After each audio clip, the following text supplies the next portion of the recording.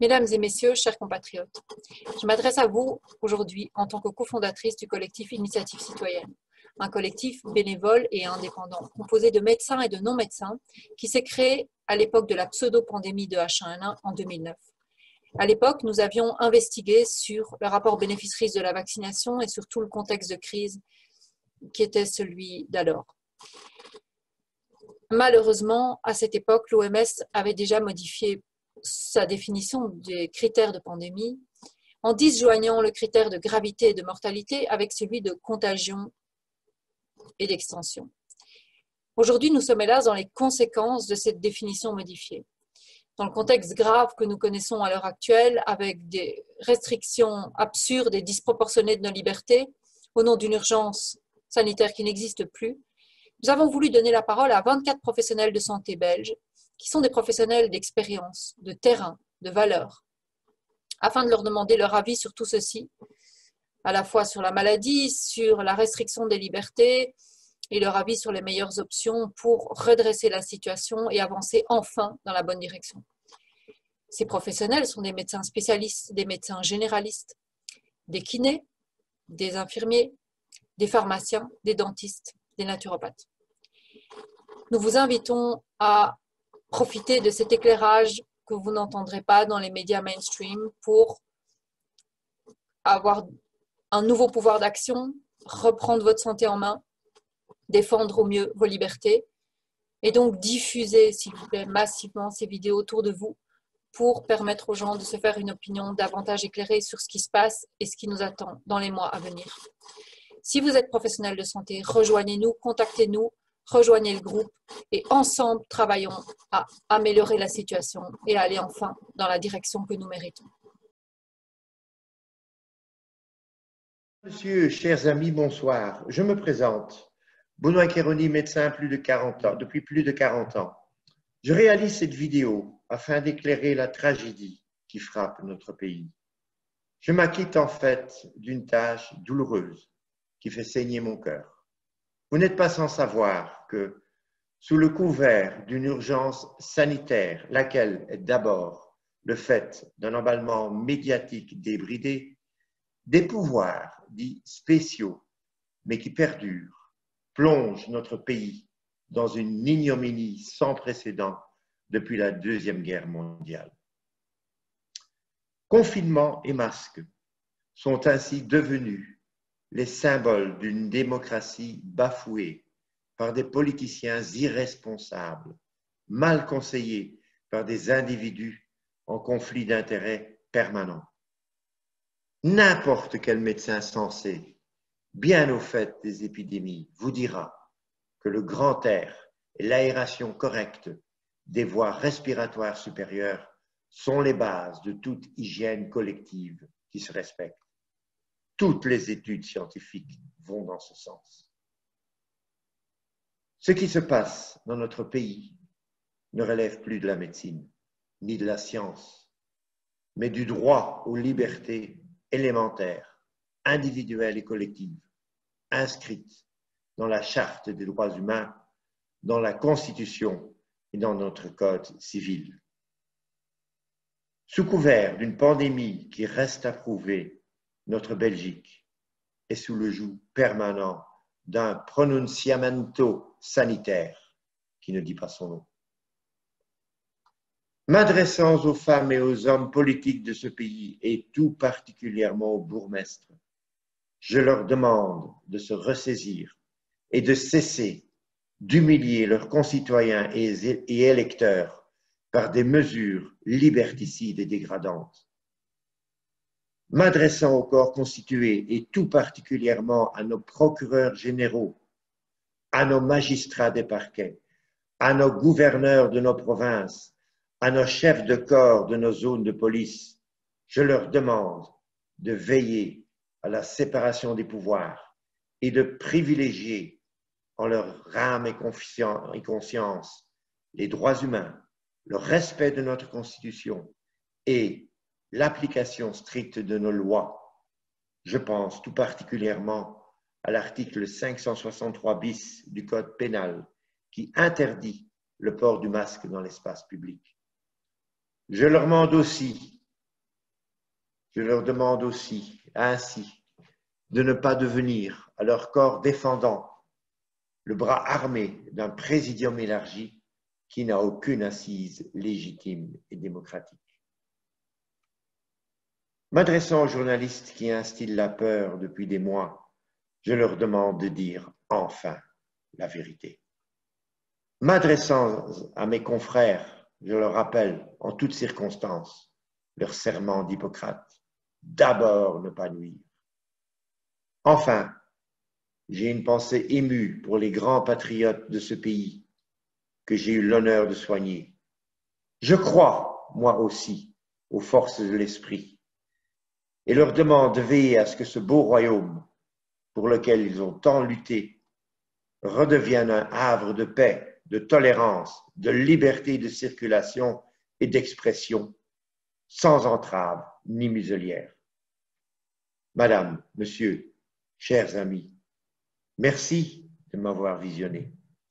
Et je voudrais terminer ce message humaniste par un cri du cœur, issu d'une célèbre chanson de Carlos.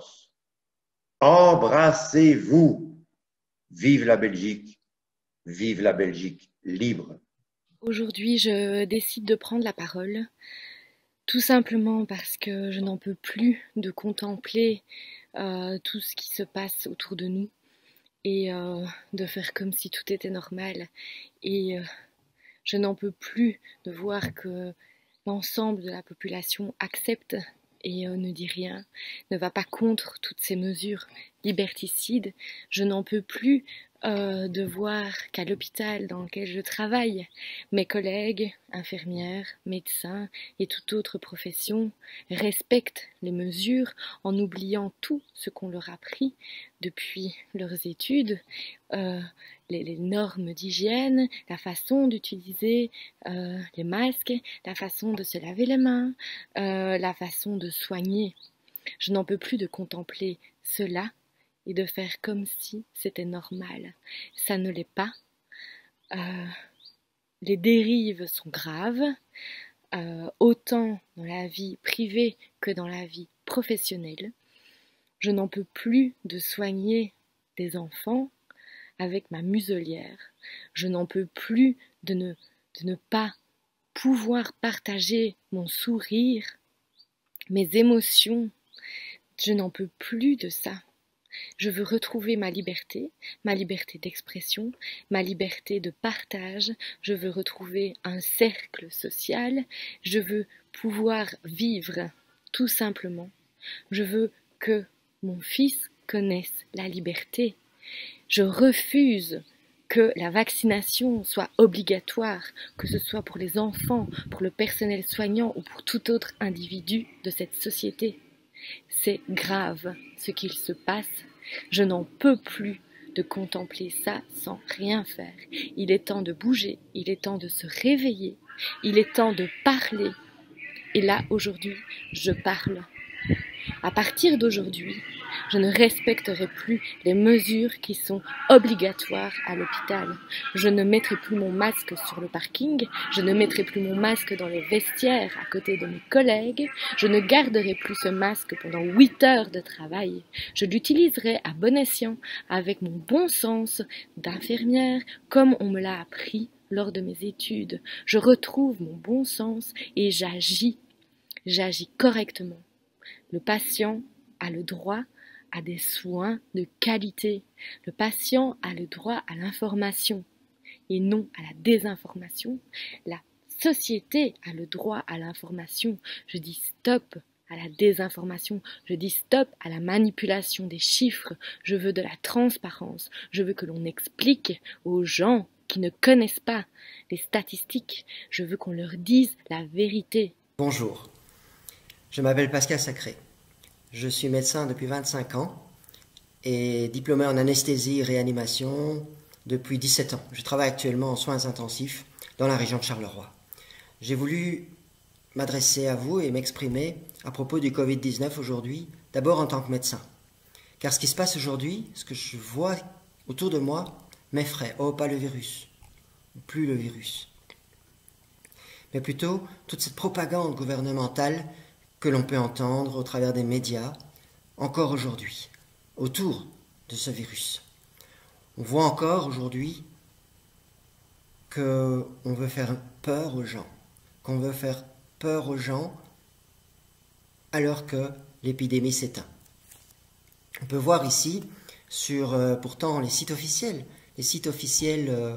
publiés par Cienzano, qui est donc l'organe officiel de gestion de cette crise Covid-19. On peut voir sur ce site des graphes qui parlent d'eux-mêmes. Et on voit par exemple sur celui-ci qu'effectivement, le nombre d'hospitalisations liées au Covid-19 baisse continuellement ici jusqu'au 30 juillet. Et ça, c'est la réalité. On voit également, parallèlement, que le nombre d'admissions en soins intensifs diminue continuellement. Et enfin, le nombre de décès que l'on peut rattacher au Covid-19 diminue continuellement de semaine en semaine. Et tout cela est officiel, et tout cela est la réalité médicale. Pourquoi aujourd'hui, étant donné cette réalité médicale, continue-t-on à faire peur aux gens en parlant d'une épidémie de tests? Car plus on teste les gens, c'est assez logique, plus on découvre de tests positifs de gens qui ont peut-être fait cette maladie, mais n'en ont ressenti aucun symptôme, n'ont pas dû être hospitalisés pour cela. Par contre, et c'est le vrai reflet d'une maladie, le taux d'hospitalisation, le taux d'admission en soins intensifs et le taux de décès lui diminue sans discontinuer. Et voilà ce qui m'effraie au jour d'aujourd'hui.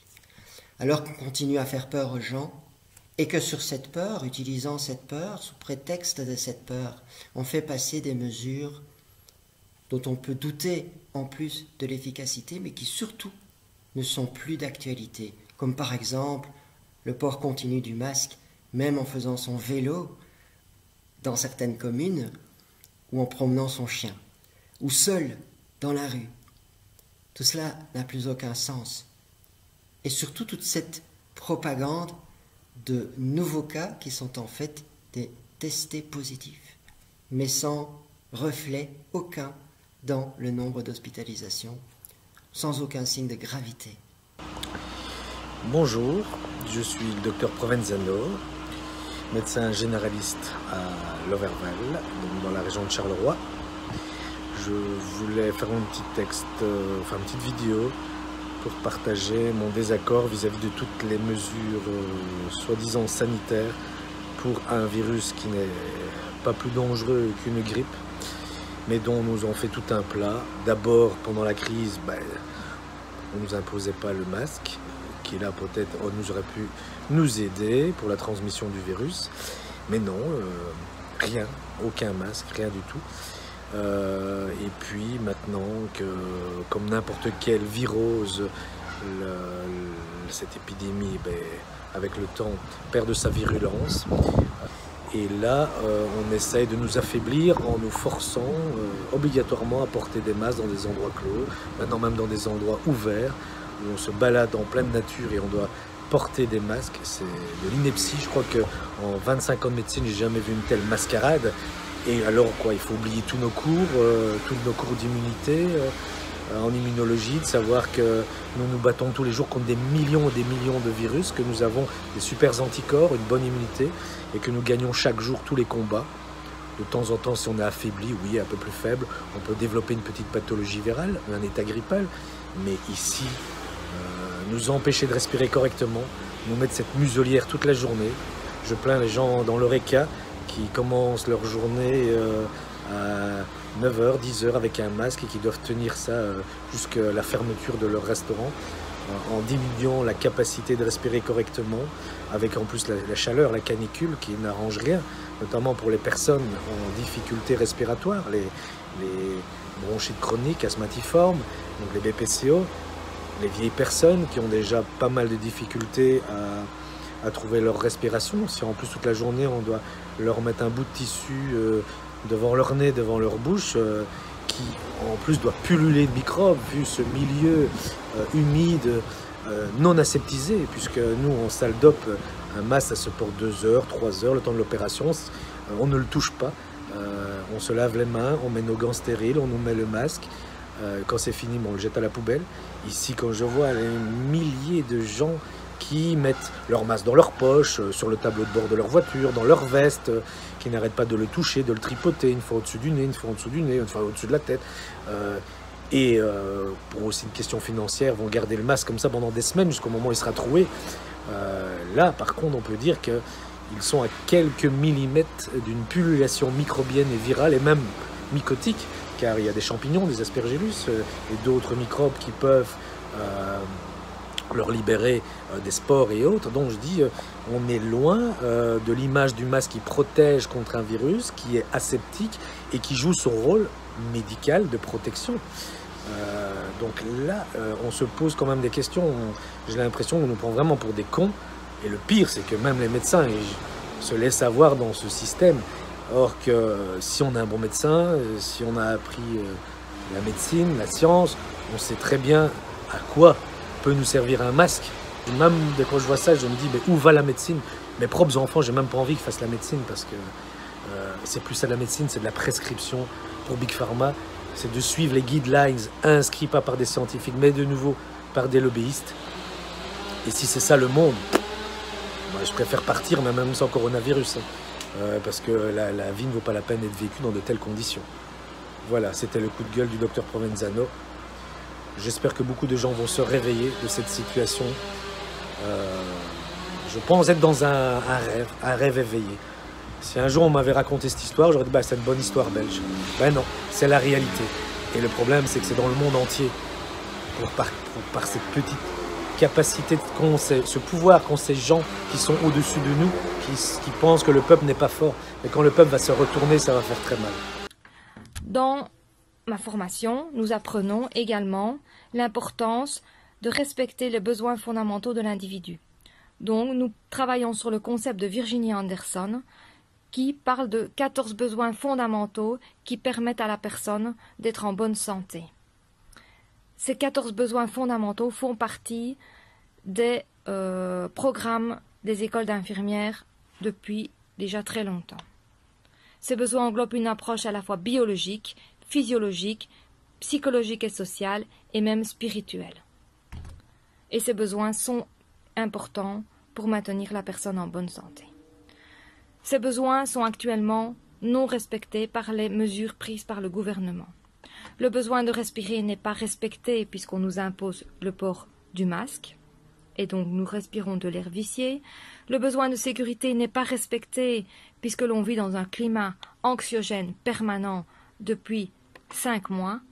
Le besoin de protéger nos téguments n'est pas respecté puisque le nez et la bouche sont enfermés dans ce milieu de culture. Le besoin de croire en ces valeurs n'est pas respecté puisqu'on nous impose des normes qui sont contraires à nos connaissances, à nos croyances, et on nous éloigne de nos familles et de nos proches. Le besoin de se récréer n'est pas respecté à partir du moment où on ne peut pas pratiquer nos activités. Le besoin de communiquer n'est pas respecté à partir du moment où on cache le visage, à savoir que l'expression faciale fait partie de la communication. Et le besoin d'apprendre n'est pas non plus respecté puisque nos enfants ne peuvent plus se rendre à l'école. Je suis donc atterrée, triste et inquiète des mesures prises par ce gouvernement. Je suis cependant certaine que beaucoup de citoyens continuent à croire en notre pays et en notre devise « L'union fait la force ». Ainsi, nous devons croire qu'il est encore possible de se battre pour nos libertés et qu'ensemble, nous pouvons y arriver. Je m'appelle Anne de Vlechoer et je désirais contribuer à la démarche d'initiative citoyenne parce que je trouve que la pression exercée sur la population devient trop forte et trop intense. Depuis l'obligation de porter le masque en rue, à Bruxelles, sur base des chiffres de Sensano, il tombe à pic, et surtout la présence permanente de la police dans les rues, ce recours à la menace de l'amende, voire pire, m'exaspère au plus haut point. Rien ne me semble justifié là-dedans. Cela me fait d'ailleurs penser à l'histoire de la Seconde Guerre mondiale, le port de l'étoile, les tampons spéciaux sur les cartes d'identité et surtout la complicité de la police dans la poursuite, les arrestations, Cela m'est d'autant plus insupportable que sur mon lieu de travail, un hôpital, le port du masque est aussi obligatoire en tout lieu, en tout temps, et une seule entrée pour contrôler les gens qui rentrent, le gel systématique et les files dehors de tous ces gens qui attendent pour pouvoir rentrer par cette entrée unique de l'hôpital. Ces zones pour le voyage aussi, qui changent pour un oui, pour un non, vert, jaune, rouge, orange. Les magasins pris en otage par le biais des bourgmestres, mis à contribution eux aussi sans distinction. Tout le monde est tenu par l'argent. C'est vraiment devenu le nouveau Dieu avec un grand D. Sans compter que j'ai lu dans la presse récemment qu'ils envisagent de forcer les élèves du secondaire à mettre un masque en classe. À quand les primaires, à quand les maternelles, quid des crèches? Où va-t-on? Comment mes collègues et tous mes autres compagnons humains acceptent-ils toutes ces intrusions dans nos vies sur base de chiffres donnés par une clique de 6 personnes?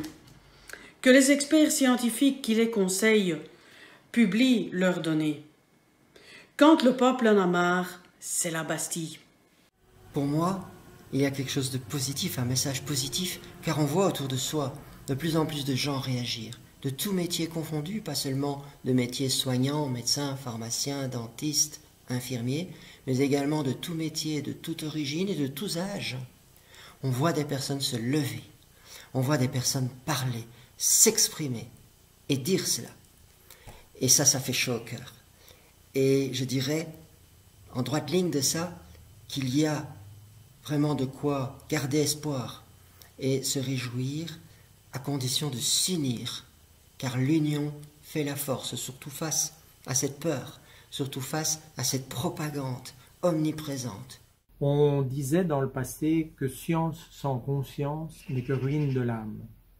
Et je me pose la question de la justesse, de la façon dont les experts de science nous communiquent des chiffres détachés de toute réalité, disant qu'il y a eu autant de cas en plus, mais ne mettant pas ça en rapport avec le fait qu'il y a peut-être eu 10 fois plus de personnes testées.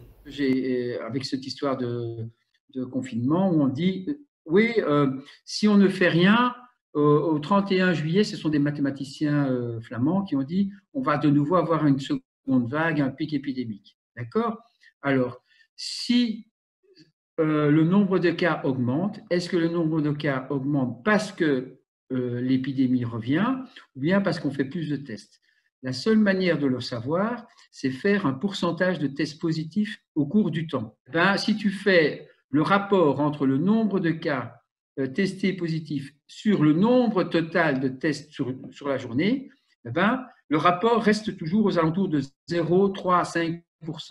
Et il ne décolle pas. Or, s'il y avait une deuxième épidémie, une deuxième vague, ce pourcentage devrait augmenter. Il n'augmente pas depuis 100 jours. Depuis le 28 avril, on est toujours en bas. Okay. Donc, ceux qui disent qu'il y a une deuxième vague, faites attention, la deuxième vague arrive, il y a une croissance exponentielle, ce sont des nuls en maths. Point barre. Je l'affirme haut et fort. Voilà. Donc, tout ce qu'on fait là pour le moment, les masques, le confinement et compagnie, et qu'on met une restriction des libertés des gens de se voir, de faire un barbecue et compagnie, c'est une aberration mathématique. Mais la propagande de peur s'intensifie. En mars 2020, nous sommes entrés dans un monde délirant, gouverné par la peur et les mensonges de nos autorités, qui font actuellement tout pour nous prolonger et nous plonger dans la panique sans justification médicale réelle. Une maladie existe lorsqu'elle entraîne des malades, des personnes qui présentent des signes cliniques, qui nécessitent des soins, des hospitalisations et qui sont menacées de mort. Or, lorsqu'on consulte les données officielles de santé publique, on constate depuis 3 mois une baisse continue du nombre des hospitalisations, du nombre d'entrées en réanimation et du nombre de décès, des indicateurs clés d'une épidémie évolutive. Pourquoi les données rassurantes dont on dispose aujourd'hui ne font-elles pas les gros titres des journaux? À quoi rime cette volonté d'imposer le masque alors que la maladie a quitté le pays? De faire croire aux petits-enfants qu'ils ne doivent pas embrasser leurs grands-parents pour les protéger? De rappeler constamment au public que les restrictions pourraient être réimposées bientôt? Sinon à entretenir la panique et s'assurer de la soumission de la population.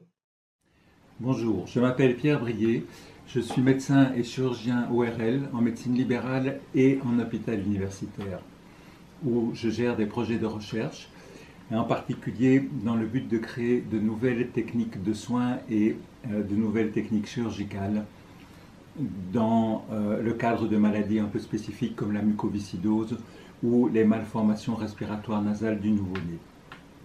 Et je suis très heureux de pouvoir m'exprimer aujourd'hui, car depuis le début de cette pandémie, comme beaucoup de mes confrères, je suis perplexe devant la tournure que prennent les événements, devant les décisions aussi souvent peu rationnelles qui sont prises. Ces attitudes de nos autorités sanitaires sont pour moi totalement incompréhensibles et je laisserai à chacun d'entre vous d'y apporter sa propre réponse. Je m'appelle Agnès Bouria, je suis pharmacien nutrithérapeute et j'ai décidé de prendre la parole aujourd'hui pour m'insurger face à la démesure politico-médiatique autour de la Covid-19. Nous ne sommes plus en phase épidémique. Selon les rapports Sciences Anno, les mêmes qui sont agités pour vous effrayer, eh bien, effectivement, sur les graphes épidémiques, on voit une augmentation du nombre de cas, mais qui est en total décalage par rapport aux hospitalisations et surtout à la mortalité qui reste très bas. Or, c'est par rapport aux signes cliniques et à la mortalité qu'on juge la gravité d'une maladie. Aujourd'hui, le taux de létalité du virus, c'est-à-dire le nombre de décès rapportés au nombre de cas, est extrêmement faible, quasi nul en fait. Non à la peur, reprenons nos droits. Chers collègues, chers confrères, rejoignez-nous afin de faire entendre raison à cette expertocratie qui a littéralement perdu les pédales. On est en fait obligés tous de s'unir et j'appelle tous les thérapeutes qui pensent comme nous à venir rejoindre notre groupe sur le site, par le biais du site d'initiative citoyenne, qu'on puisse former une grande force de soignants prêts à défendre leurs patients et à remettre de l'ordre dans ce monde qui va dans tous les sens.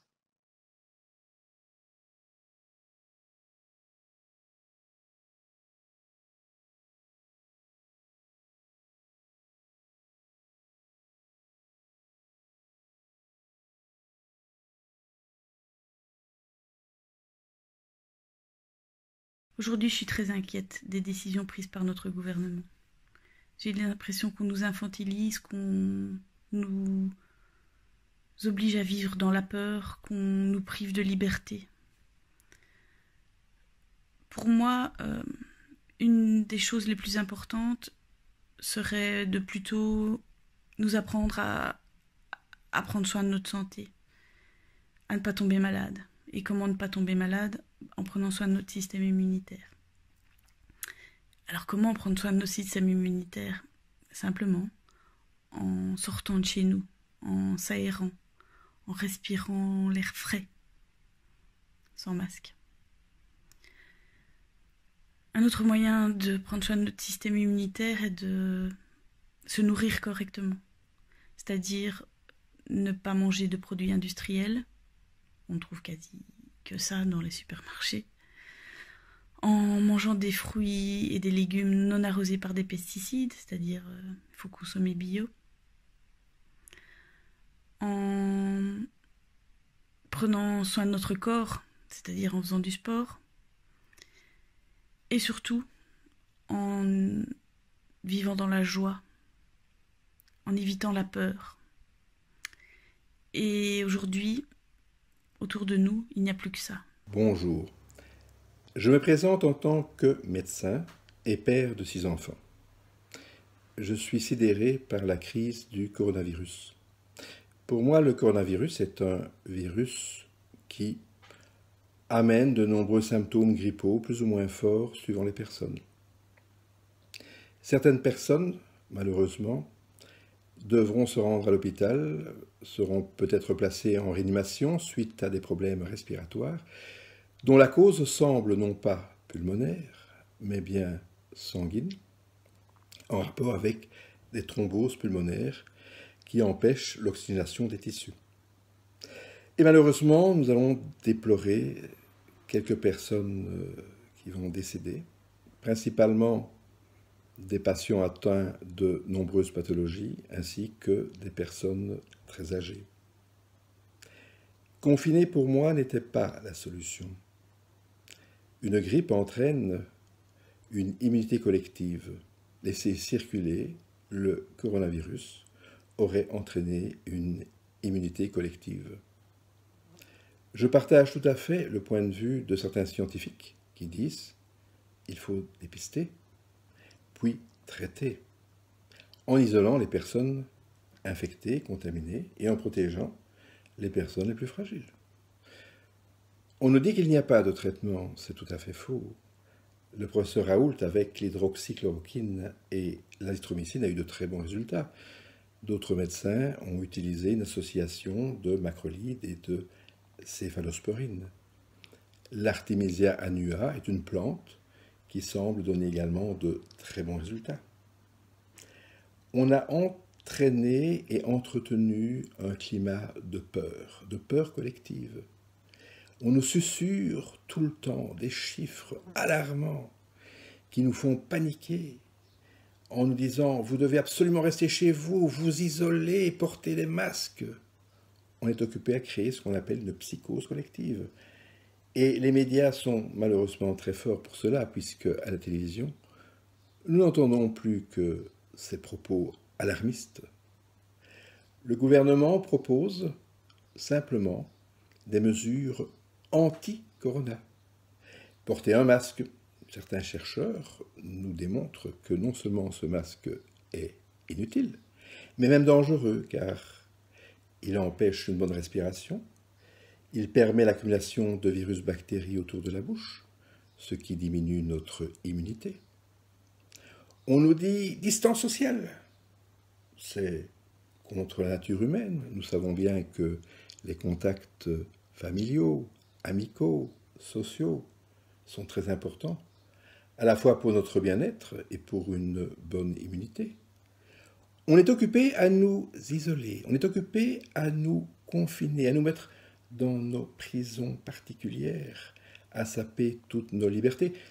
Mais c'est étonnant, il n'y a absolument aucune mesure pour augmenter notre immunité. On ne nous dit jamais « mangez mieux, plus de légumes, plus de fruits, prenez l'air, détendez-vous, soyez moins stressés, prenez des stimulants de l'immunité comme le zinc, la vitamine C, la vitamine D, des probiotiques, des oligo-éléments et bien d'autres produits. » On ne nous parle que du virus, on ne parle pas de la personne. Apparemment, seul se protéger du virus nous aide et non pas augmenter notre immunité. Mais les médecins savent que la maladie ne vient pas de l'extérieur, elle vient de l'intérieur.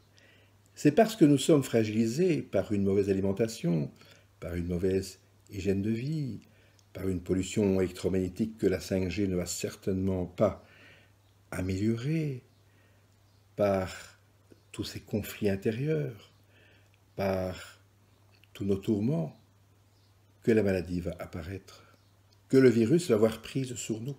Sinon, le virus ne peut pas nous atteindre. Et donc, il est important de retourner à une médecine de la santé et non pas de la maladie. On est occupé à briser les liens sociaux, on est occupé à briser les relations familiales. C'est gravissime. Il n'y a que deux forces dans l'univers, la peur ou l'amour. La peur, elle divise, elle écarte, elle nous rend méfiants, elle nous rend fragilisés. L'amour nous rassemble, nous donne de la chaleur dans le cœur, nous réunit, augmente notre immunité. À nous de choisir, libre ou confiné, amour ou peur. Dans cette crise, je ne comprends pas pourquoi on a très peu parlé du système immunitaire, comme s'il avait disparu, comme s'il n'existait pas. Alors qu'on sait pertinemment bien que les personnes qui sont réellement décédées du Covid sont des personnes principalement très âgées et qui avaient une ou plusieurs pathologies lourdes, donc un système immunitaire déjà affaibli. Alors comment on va renforcer son système immunitaire? Eh bien, un peu comme un sportif va s'entraîner régulièrement pour garder une certaine performance physique, on va exposer notre corps à des challenges réguliers et adaptés à chacun. Donc on va s'exposer au chaud, au froid, on va s'exposer au soleil, on va s'exposer au vent, à la pluie, on va nager dans la mer, dans les rivières froides. On ne va pas rester confiné chez nous. On va faire du sport, on va bouger.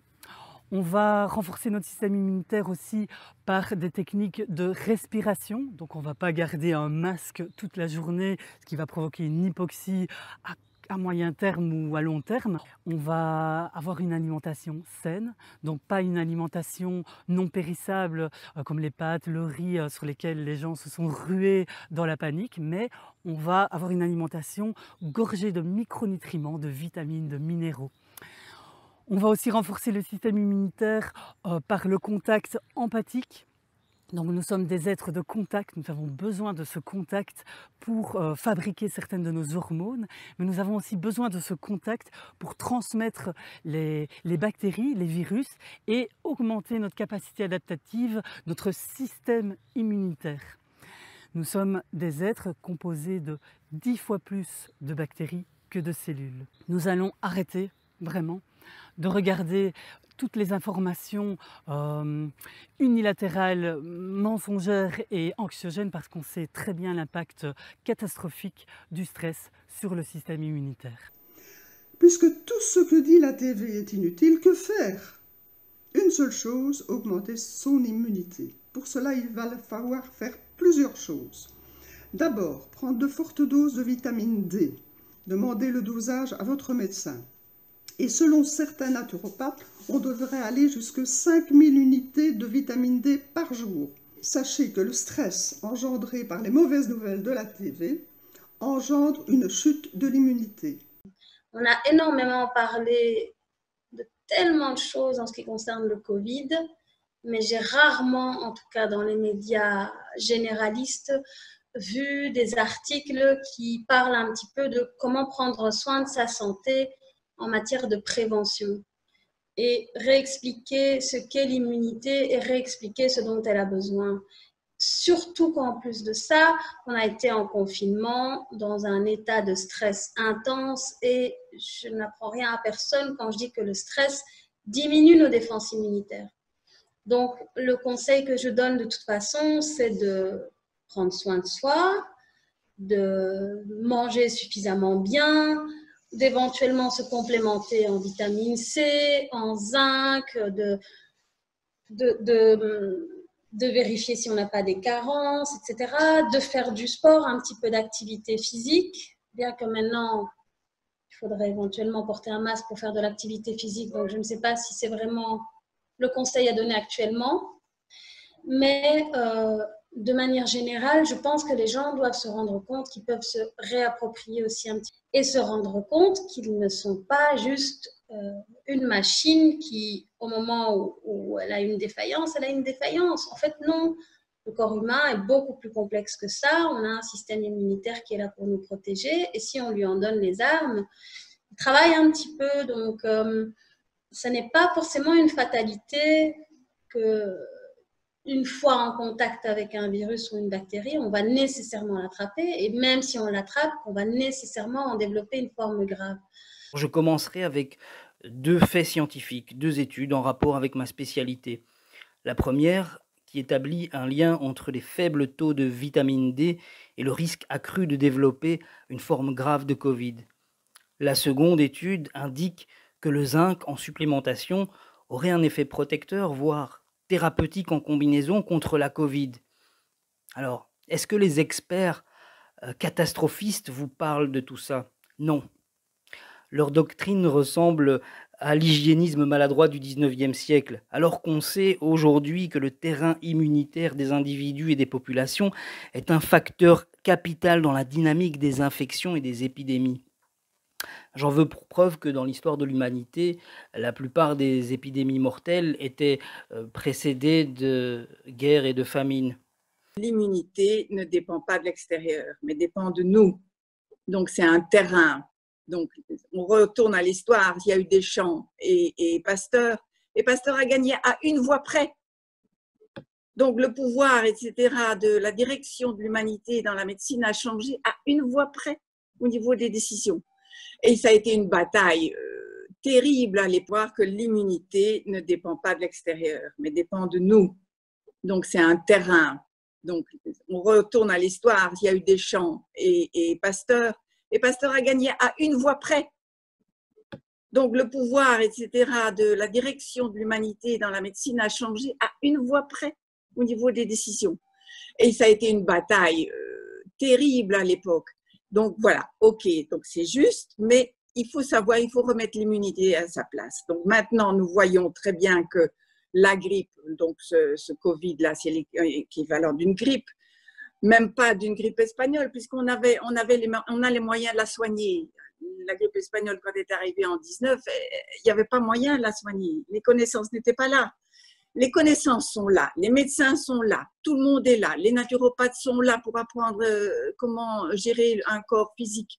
Donc, la première chose qu'il faut savoir, c'est qu'on a les moyens. Nous avons tout ce qu'il faut pour nous défendre.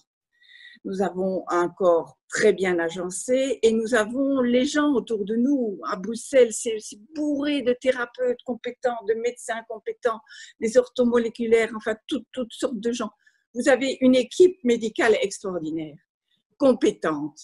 Donc voilà, première chose, c'est la remettre l'immunité à sa place. Cette croyance-là, il faut la changer de croyance parce que nous sommes guidés avec nos croyances et on a pendant ces années trop voulu faire croire pour des raisons commerciales que tout se passait à l'extérieur de nous et que l'immunité ne dépendait pas de nous.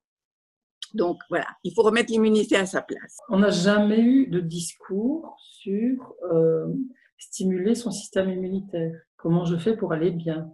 Parce que, en fait, le virus, c'est une chose, mais le plus important, c'est le terrain sur lequel il va se développer.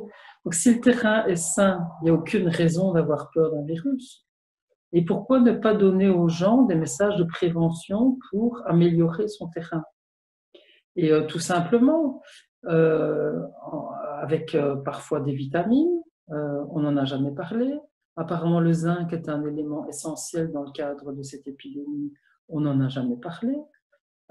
Prendre l'air, c'est essentiel. Respirer correctement, dormir correctement, s'alimenter correctement avec des produits sains, cuisiner soi-même, etc. Et qu'est-ce qu'on a fait? Exactement le contraire. Enfermez-vous chez vous, barricadez-vous, ne respirez plus. Avec les masques, c'est encore pire. On bloque encore plus la respiration saine. Et puis quoi? La peur, c'est vraiment un régime de terreur. Et donc, le système immunitaire, il est par terre avec le régime de terreur.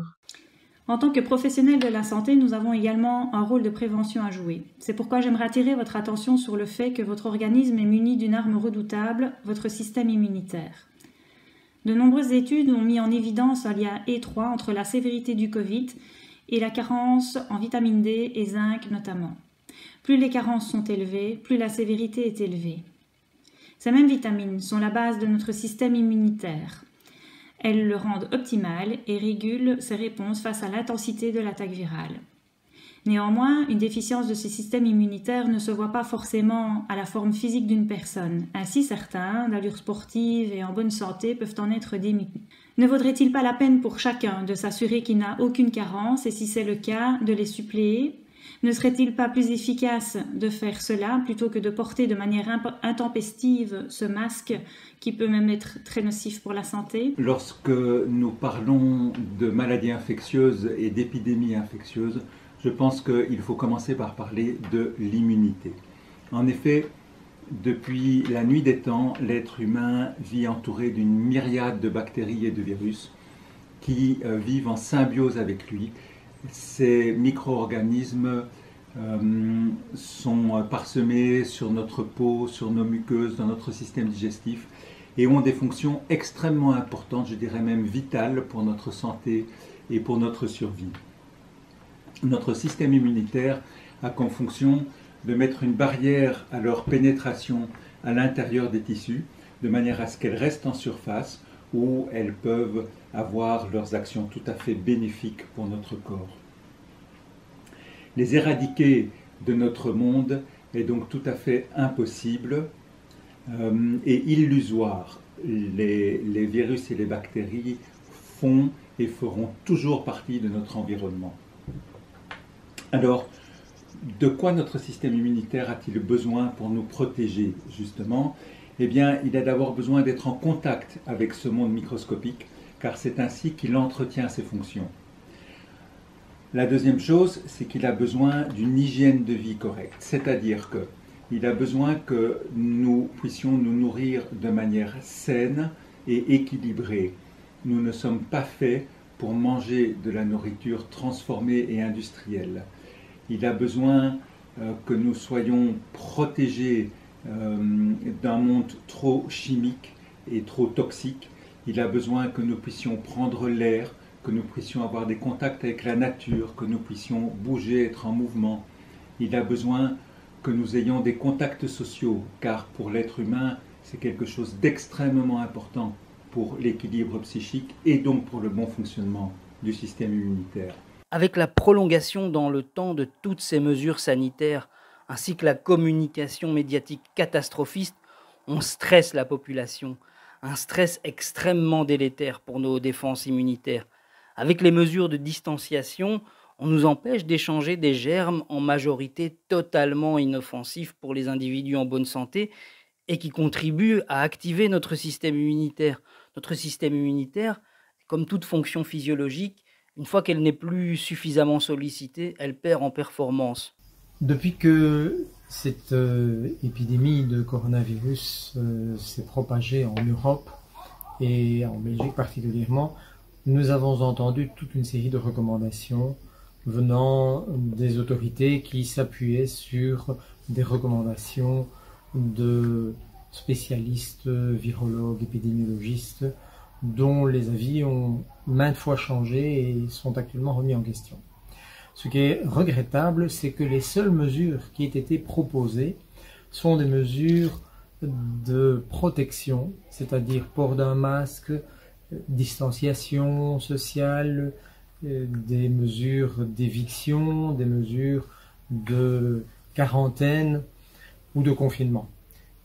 À aucun moment on a entendu parler de ce qu'il faut faire pour que notre immunité naturelle prenne le dessus, c'est-à-dire nous permette d'éviter de tomber malade ou, en cas de maladie, limite les dégâts à une petite infection de type grippe légère ou banale et ne parte pas vers un emballement qui aboutit finalement à des catastrophes et parfois malheureusement le décès. On a parlé de cette fameuse tempête de cytokines qui est une hyperréaction du système immunitaire. Or, il faut savoir que le plus important dans notre immunité, c'est d'assurer à notre corps la possibilité d'optimiser ses défenses par deux approches. Une approche nutritionnelle qui est indispensable pour fournir à notre corps ses moyens de défense. Depuis l'aube de l'humanité, l'homme a survécu à toute une série d'infections en tout genre jusqu'à aujourd'hui occuper toute la planète et représenter 7 milliards d'individus. C'est grâce à la force de ce système immunitaire et jusqu'à présent, nous n'avons pas eu besoin de vaccins et de peu de médicaments pour pouvoir survivre à ces infections.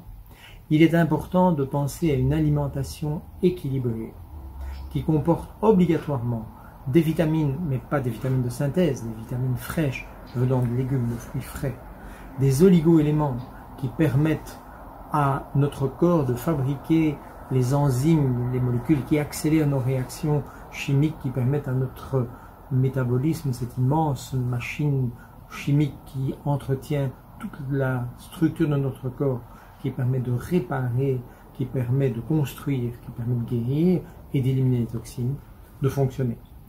Les vitamines, fruits frais, légumes frais, les oligo-éléments, également des fruits et des légumes frais, et c'est très important. Les oméga 3, entre autres acides gras, sont aussi très importants. Il est également capital d'avoir un peu de protéines de bonne qualité et de l'eau en suffisance. L'eau permet de filtrer le sang facilement, permet donc au foie et aux reins d'éliminer les toxines.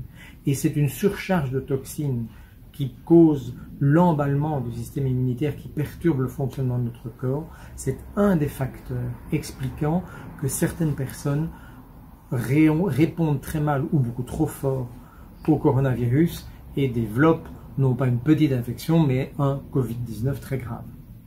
L'autre élément en face de cela, c'est tout ce qui est émotionnel, santé physique, dans le sens aération, oxygénation, exercice physique, marche, course, qui permet d'éliminer les toxines, de brûler les graisses en excès, d'apporter au corps de l'oxygène et de l'air. Finalement, le risque n'est pas aussi grand qu'on pourrait le croire si on voit ça simplement sur base de pourcentage. Donc, je répète un petit peu le profil des patients qui ont été hospitalisés aux soins intensifs, la mortalité telle qu'elle a été actuellement recalculée par l'OMS, puisque récemment, l'OMS parle d'un taux de mortalité de 0,6%. Probablement que ce chiffre va encore bouger, puisque maintenant on teste énormément de personnes. Donc, ça permet aussi de savoir finalement combien de personnes ont contracté la maladie, puisque c'est ça qui permet de faire le rapport entre le nombre de personnes qui décèdent sur le nombre de personnes qui contractent la maladie. Donc, je pense qu'amener des informations factuelles, c'est ce qui permet un petit peu de rassurer les gens. Mais pour être honnête, même comme ça, évidemment, une fois qu'on est dans un contexte d'anxiété généralisée comme ils sont parfois, eh bien, on aura beau dire des choses objectives, à un moment donné, c'est le subjectif et le psychologique qui entrent en ligne de compte et c'est très très difficile de rassurer les gens une fois qu'ils sont vraiment dans cet état d'anxiété. Alors, j'ai pu constater que lors de cet épisode du Covid, les techniques dites alternatives ont été complètement occultées. D'ailleurs, la médecine classique a subi quasiment le même sort. Alors, mon rôle, c'est ce que je fais depuis des mois aussi à la pharmacie avec mes patients, c'est de rassurer. Rassurer premièrement parce qu'il existe des traitements, dont un traitement qui est utilisé par de nombreux pays avec de bons résultats. Il s'agit, vous en avez entendu parler, de l'hydroxychloroquine, azithromycine zinc, qui peut être utilisé de façon protocolée et contrôlée au niveau médical. Ce qui se passe, c'est qu'en Belgique, on a dit aux gens, on a interdit aux gens, aux médecins de le prescrire en ambulatoire, c'est-à-dire que c'est réservé à l'hôpital. Alors c'est une aberration complète, c'est totalement honteux parce qu'on sait très bien que ce traitement est plus efficace s'il est pris le plus tôt possible dès les premiers symptômes. Et ici en Belgique, qu'est-ce qu'on a dit aux gens? On a dit vous attendez, vous restez à la maison, si jamais ça ne va pas, vous allez à l'hôpital. Et là, on pouvait leur prescrire le traitement d'hydroxychloroquine. Mais c'était déjà un peu trop tard, ça ne donnait pas toutes les mêmes chances à tout le monde en tout cas. Et donc ça, moi j'ai trouvé ça complètement inadmissible. On sait que ces traitements ont des interactions. L'hydroxychloroquine est utilisée depuis très longtemps dans de nombreux pays, donc c'est un médicament bien connu, bien étudié. Idem pour l'azithromycine. J'ai regardé chez nous, rien que pour ma pharmacie qui est une moyenne de taille moyenne, en 2019, j'ai délivré 300 traitements équivalents de 3 jours en azithromycine. Donc si c'était un traitement tellement dangereux, je ne pense pas qu'il aurait été prescrit de façon aussi large, ou alors ils ont pris des gros risques les années précédentes avec notre santé aussi. Donc 300 boîtes multipliées par les 5000 pharmacies de Belgique, je vous laisse faire le calcul du nombre de boîtes qui ont été prescrites pour un médicament soi-disant dangereux ou pour lesquels il fallait faire très attention. Donc leurs raisons sont parfois assez douteuses. Alors on me dira que de nombreuses personnes sont décédées malheureusement ce printemps et que les hôpitaux ont été surchargés. Eh bien moi, je n'ai pas peur de dire, à l'instar du professeur Perron en France, que c'est la politique désastreuse de nos dirigeants et leur manque de clairvoyance qui a conduit à cette situation. Nos voisins allemands et hollandais s'en sont mieux sortis que nous, car face au même virus, les résultats dépendent des actions politiques et de leur cohérence. on m'a empêché d'avoir accès à des traitements. Moi, désolé, si Didier Raoul avait raison, j'avais le droit, en mon âme et conscience, en tant que médecin, de dire dans mon colloque singulier, oui ou non, je vous le donne. D'accord? Alors, moi, j'ai eu un patient récemment qui était Covid-19 positif. Eh ben, je n'ai pas pu lui donner le plaquenil, l'hydroxychloroquine, mais j'ai pu lui donner d'autres traitements classiques. L'azithromycine est commercialisée sous 10 marques différentes par 10 laboratoires, donc elle est disponible, elle n'a jamais été en rupture de stock. Je lui ai donné encore une céphalosporine telle qu'un médecin français avait dit de faire, et je lui ai donné du zinc. J'ai encore revu aujourd'hui ce patient, il va bien, point barre. Mais je n'avais pas accès au restant du traitement. Voilà. Et ça, si maintenant il y a une prochaine épidémie, s'il y a un ministre de la Santé qui dit vous pouvez traiter comme ceci et pas comme cela, alors à quoi ça sert d'avoir fait 7 ans de médecine? Parce qu'il y a un ministre de la Santé qui va dire c'est celui-là et pas un autre. Ça, c'est inadmissible en tant que médecin.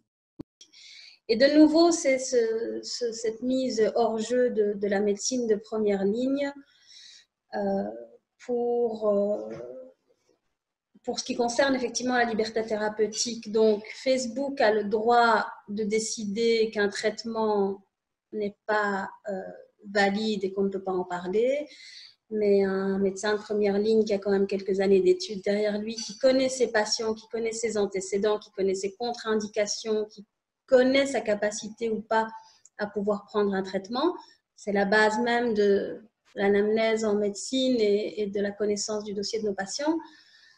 Je pense qu'il est quand même plus à même de savoir quel traitement lui est indiqué ou ne l'est pas, ou en tout cas, quel traitement risque de lui faire plus de mal que de bien. C'est quand même la base et le fondement de ce qu'on fait en médecine générale. Dire que je suis un médecin qui a traité mes patients en mars et avril avec de l'hydroxychloroquine, avec de très bons résultats. Et quand je voulais commencer à faire une étude là-dessus en mai, je n'avais plus de patients. Donc, c'est-à-dire que pour moi, le crise était mars et avril et le hydroxychloroquine marche très très bien. Il faut le faire correctement, il faut le faire par un médecin et il faudra donc qu'on ait une information correcte au médecin, comme on le prescrit. Pour l'instant, le Centre belge d'information pharmaceutique avait donné un avis, je pense, en fin juillet, qui était étrange parce qu'il n'avait pas réussi à trouver une seule étude qui montrait que l'hydroxychloroquine fonctionnait bien pour le Covid-19. C'est très étonnant, ça ne correspond pas du tout aux médecins sur le terrain. Et donc, je crois qu'ils doivent revoir la copie en Belgique et regarder plus profondément et demander les médecins qui traitent les patients comment traiter, donc, et ne pas écouter ce qu'ils vont chercher sur Internet. Vous savez que si vous faites une recherche sur Internet sur, par exemple, les méfaits de certains vaccins, vous n'allez trouver rien du tout. Et c'est parce que ces sortes d'informations sont effacées de l'Internet par certains pouvoirs qui ont de l'argent. Et je crains que c'est la même chose avec les informations sur l'hydroxychloroquine. Si les experts de la Centre belge pharmaceutique vont chercher sur Internet, ils ne vont rien trouver de bon sur l'hydroxychloroquine, probablement, parce que cela semble s'effacer au fur et à mesure que c'est mis en ligne. Donc, il y a un problème de l'accès aux informations correctes et je crois que nous devons surtout demander conseil aux médecins qui soignent, les médecins qui soignent avec de bons résultats. Donc, on a eu le professeur Raoult en France et on a aussi le professeur Perron qui a fait un très très bon travail. Et ce sont des personnes que je respecte énormément. Et je pense que c'est à ce genre de personnes qu'il faut demander conseil. Les traitements dans une maladie virale existent.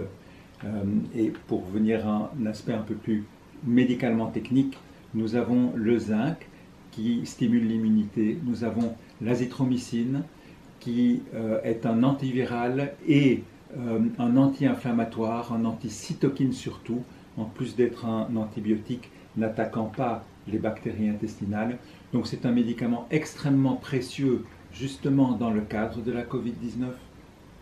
Et puis il y a l'hydroxychloroquine, je ne m'étendrai pas sur ce sujet très controversé, mais il est quand même surprenant que ce médicament vieux de certainement 50 ans, reconnu par son innocuité, ait été en interdiction de délivrance dans les pharmacies pendant justement le pic épidémique, et alors que l'Institut des maladies infectieuses de Marseille avait fait des premiers essais montrant son efficacité sur la Covid-19. C'est une des mesures de plus qui reste en point d'interrogation dans notre esprit.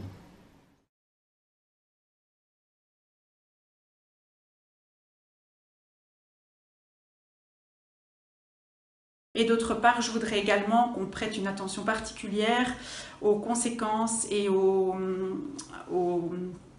conséquences psychiques et physiques sur nos enfants et nos adolescents, parce qu'ils ne peuvent plus continuer à supporter de vivre dans un tel climat d'incertitude. Nous espérons de tout cœur que cette rentrée puisse se faire de la manière la plus normale possible. En effet, tous ces enfants ont besoin de pouvoir se retrouver de la manière la plus normale, c'est-à-dire sans masque, pour pouvoir rire, pour pouvoir respirer, pour pouvoir grimacer. Ils doivent pouvoir se toucher, ils doivent pouvoir jouer ensemble de la même manière qu'ils l'ont toujours fait. Il faut aussi que leurs professeurs puissent donner cours sans masque, de manière eux aussi à pouvoir respirer, mais à ce qu'on puisse aussi voir leur expression faciale, à ce qu'on puisse voir leur articulation. Tout ça est fondamental pour une école. Et tout cela est important autant pour les primaires, pour les maternelles, pour les primaires et pour les secondaires. N'oublions pas que les enfants, c'est notre avenir, c'est l'avenir de notre société, c'est eux qui construiront le futur. Et donc il est vraiment important de leur garantir une rentrée qui leur permette un épanouissement et un développement social comme nous espérons tous qu'ils puissent l'avoir. Alors, le fait de mettre un masque, un tissu ou peu importe une visière, etc., va faire entraver en fait ce mécanisme. Donc, qui va mettre à mal en fait l'oxygénation. Ok ? Alors, j'aime bien prendre l'exemple de cette expérience qui a été menée dans une classe d'élèves et qui ont constaté en fait qu'en hiver, ces mêmes élèves avaient beaucoup plus de mal à se concentrer qu'en été. Eh bien, c'est tout simplement une question d'oxygénation. En hiver, tout est barricadé, alors qu'en été, tout est ouvert et l'oxygène circule mieux et les enfants peuvent s'aérer évidemment plus facilement. Je suis en train d'interpeller un petit peu dans mon entourage, de dire rendez-vous bien à l'école à la rentrée, faites des courriers pour les médecins du PSE et exigez un consentement avant de faire quoi que ce soit comme test aux enfants. Que je ne sais pas trop où ils veulent en venir avec ça, parce que d'une part, on te dit les enfants en dessous de 6 ans ne doivent plus être testés en cas de symptômes, et puis ils ne sont pas contaminants, et tchic et tchac, on ne sait pas à partir de quel âge on veut obliger les masques, et en même temps on veut tester tout le monde. Enfin, ça devient totalement hallucinant. Moi, je crois qu'il vaut mieux effectivement être absolument contre toute demande de testing forcé pour les enfants, clairement.